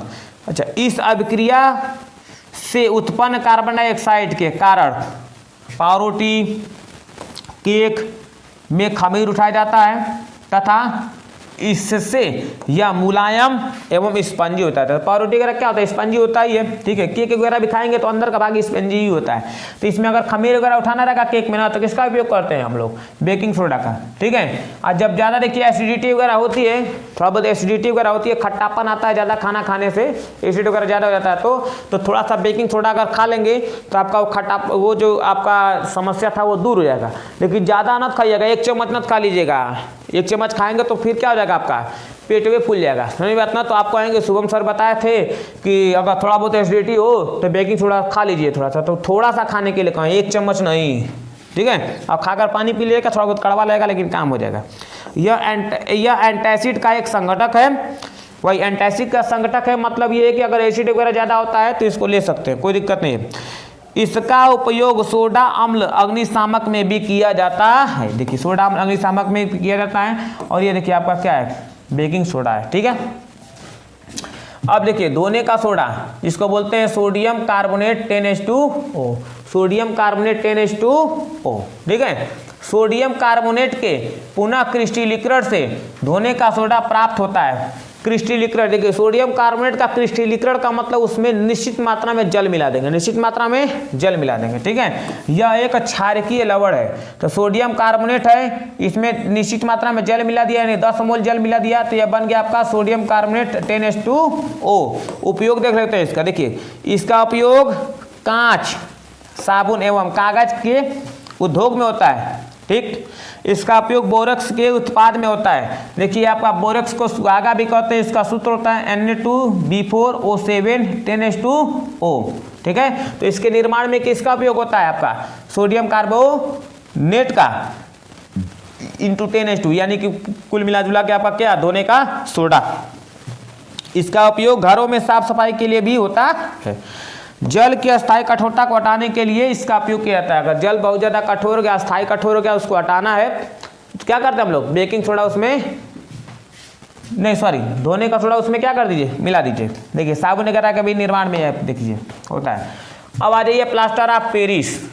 तो प्लास्टर ऑफ पेरिस का मतलब क्या होता है, देखिए प्लास्टर ऑफ पेरिस, प्लास्टर का मतलब पी हो गया, पी, ऑफ का मतलब ओ, पेरिस का मतलब फिर पी, ठीक है, POP। तो कैल्शियम सल्फेट हाफ H2O, ये इसका सूत्र है। जिप्सम को, जिप्सम देखिए, जिप्सम का सूत्र है कैल्शियम सल्फेट 2H2O। आप ध्यान समझिए, इसको जब 373 केल्विन पर जब गर्म कर देंगे और इसमें से 1.5 मोल पानी निकाल देंगे तो बच जाएगा आधा मोल पानी, और ये आधा मोल पानी और बगल में कैल्शियम सल्फेट मिलकर बना लेते हैं आपका क्या चीज, प्लास्टर ऑफ पेरिस। और ये क्या है आपका, जिप्सम है, जिप्सम, जिप्सम, ठीक है, कोई दिक्कत नहीं। 373 पर गर्म करने पर यह जल के अणुओं को त्याग कर, मतलब जब इसको गर्म करेंगे तो ये जल के अणु क्या कर देगा, त्याग कर देगा। कैल्शियम सल्फेट हेमी हाइड्रेटेड, या इसको कह सकते हैं आपको अर्ध हाइड्रेटेड। हेमी का मतलब होता है आधा, हाइड्रेटेड का मतलब जल, ठीक है। अच्छा, अर्ध का मतलब आधा, हाइड्रेटेड का मतलब जल, तो आधा जल, यानी कैल्शियम सल्फेट आधा जल बनाएगा, ठीक है, जिसको POP कहते हैं। यह सफ़ेद चूड़ होता है, देखिए सफ़ेद चूड़ है कि नहीं है, इसमें भरा, इसमें प्लास्टर ऑफ पेरिस से पूरा भरा है, ठीक है। जो जल मिलाने पर यह पुनः जिप्सम बनकर ठोस प्रदान करता है। अगर इसमें जल मिला देंगे ना तो ये एकदम हार्ड हो जाएगा, ठीक है। जल मिला देंगे तो आप देखिए इसमें जल की मात्रा कम है, आधा है, जब जल मिला देंगे तो हो जाएगा 2 मोल, तो ये हार्ड हो जाएगा, बना लेगा क्या चीज, जिप्सम। क्या बना लेगा, जिप्सम, ठीक है। तो देखिए कैल्शियम सल्फेट और हाफ H2O को जब आपस में, कैल्शियम सल्फेट हाफ H2O यानी आपका प्लास्टर ऑफ पेरिस में जब 1.5 मोल जब आप जल मिला देंगे तो आपका बन जाएगा जिप्सम, कोई दिक्कत नहीं। अब देखिए उपयोग देख लीजिए इसका, प्लास्टर ऑफ पेरिस का उपयोग डॉक्टर टूटी हड्डियों को सही जगह पर स्थिर रखने के लिए करते हैं। तो डॉक्टर क्या करते हैं, जहाँ पर हड्डी टूटा रहेगा वहाँ पर प्लास्टर ऑफ पेरिस का लेप लगा कर, देखिए लेप लगा कर उसके बाद क्या कर देगा, इसके ऊपर पट्टी लगा देगा ताकि एक जगह रुका रहेगा, धीरे धीरे अपना क्या हो जाएगा, जुड़ता रहेगा, ठीक। इसका उपयोग खिलौना बनाने में, खिलौना तो मेला वगैरह में तमाम खिलौना देखे होंगे, डगरारी हो गया है ना, प्लास्टर ऑफ पेरिस का डगरारी हो गया, बढ़िया बढ़िया, गोलक हो गया, बढ़िया बढ़िया मिलता है, सिलेंडर का गोलक मिलता है, याद आ रहा ना, बिगी बैंक मिलता है। ये सब क्या है, सजावट का सामान बनाने के लिए किया जाता है, ठीक है। इसका उपयोग सतह को चिकना करने के लिए भी किया जाता है, ठीक है। सजावट का सामान जैसे मान लीजिए, देखिए ये आपका छत वगैरह, सीलिंग फैन वगैरह जो होता है उसके आसपास जो डिजाइन बनानी होती है, चारों तरफ जो डिजाइन वगैरह होता है वो किसका होता है, वो प्लास्टर ऑफ पेरिस का ही बनाया जाता है, कोई दिक्कत नहीं। देखिए गोलक वगैरह ये भी प्लास्टर ऑफ पेरिस का, अगर हार्ड मिट्टी का ही बनता है लेकिन बड़ा बनाना है और जल्दी से अच्छी डिजाइन का बनाना है तो किसका बनेगा, प्लास्टर ऑफ पेरिस का। क्रिस्टलन का जल, ठीक है, लवण के एक सूत्र इकाई में, लवण का एक सूत्र इकाई जैसे मान लीजिए NaC, सोडियम कार्बोनेट है, एक सूत्र इकाई है, ठीक। जल के निश्चित अणुओं की संख्या, अगर मान लीजिए इसमें निश्चित मात्रा में अगर जल मिला दे, जैसे मान लीजिए 10H2O मिलाएंगे तो क्या बन गया आपका, कौन सा सोडा है, चलिए बताइए, धोने का सोडा। कौन सोडा है, धोने का सोडा, तो ये धोने का सोडा हो गया। इसमें देखिए जो अलग से है, जो निश्चित मात्रा में मिला है, इसे कहते हैं क्रिस्टलन का जल। क्या कहते हैं, क्रिस्टलन का जल, क्रिस्टलन का जल कहते हैं। उदाहरण के लिए जैसे मान लीजिए आपका कॉपर सल्फेट आप 5H2O में, तो इसमें क्रिस्टलन के जल कितने हैं, 5 अणु, कितने अणु हैं, 5 अणु। सोडियम कार्बोनेट 10H2O, तो इसमें ये 10 दिख रहा है, ये क्या है, में क्रिस्टलन के जल कितने हैं, 10 है। कैल्शियम सल्फेट और 2H2O में क्रिस्टलन के जल कितने हैं, 2 हैं, अब 2 दिख रहा है ना, तो क्रिस्टलन जल, ये आपका लवण का सूत्र है, इसमें निश्चित मात्रा में क्या है आपका मिला दिया गया है जल, ये हो गया क्रिस्टलन का जल, कोई दिक्कत नहीं। तो यहीं पर करते हैं वीडियो को समाप्त। अगर आपको वीडियो थोड़ा सा भी अच्छा लगा है तो वीडियो को कर दें एक लाइक, और चैनल पर नए हैं तो चैनल को करते हैं सब्सक्राइब। मिलते हैं नेक्स्ट वीडियो में, तब तक के लिए दीजिए इजाजत, bye bye, take care, Vande Mataram.